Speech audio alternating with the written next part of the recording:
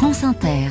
À 6h45 tout pile, on passe à l'histoire du monde. Anthony Bélanger, c'est Léonard de Vinci qui est le sujet de votre chronique ce matin. Oui, enfin plutôt un de ses dessins, l'homme de Vitruve. Vous allez voir, vous allez tous le reconnaître. Pour rationaliser les proportions du corps humain, Léonard a placé dans un carré et dans un cercle un homme nu, les bras et les jambes écartés. Vous voyez, l'original de ce dessin se trouve à Venise, à la Galleria dell'Accademia.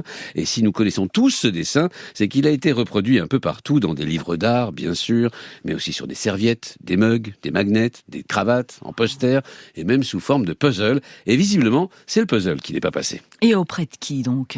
Eh bien, auprès des autorités italiennes et du musée vénitien qui le conservent. Il y a 10 ans, l'Italie s'est dotée d'un code joliment appelé du patrimoine culturel et du paysage. Or, selon ce code, les musées italiens ont acquis de nouveaux droits, dont celui de soumettre toute exploitation commerciale des œuvres d'art qu'ils conservent à une autorisation et donc à une licence. Autrement dit, si vous voulez reproduire l'homme de Vitruve de Léonard, il faut demander la permission et passer à la caisse. Or, c'est exactement ce que n'a pas fait le fabricant italien de jouets Ravensburger.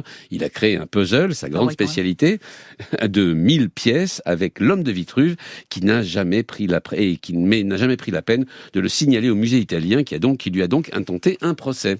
Et on sait qu'il a emporté du musée ou du fabricant allemand ? Alors, dans un premier temps, un tribunal vénitien a donné raison au musée vénitien. C'était il y a 2 ans. Le fabricant allemand s'est alors tourné vers un tribunal allemand qui a totalement contredit la semaine dernière la sentence italienne. D'une part, le joli code italien ne peut s'appliquer hors des frontières de la péninsule. De plus, il contrevient à la loi européenne qui prévoit qu'une œuvre tombe dans le domaine public 70 ans après la mort de l'artiste. Léonard, lui, est décédé il y a 505 ans. Et quelle a été la réaction de l'Italie ? Alors, il s'est trouvé un porte-parole du gouvernement pour juger que l'Italie ferait appel de cette décision à tous les échelons juridiques nationaux et internationaux.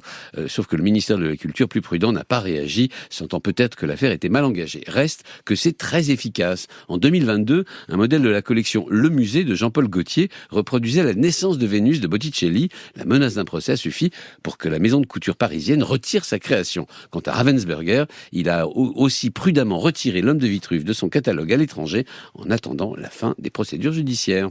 Anthony Bélanger et l'histoire du monde. Merci à vous.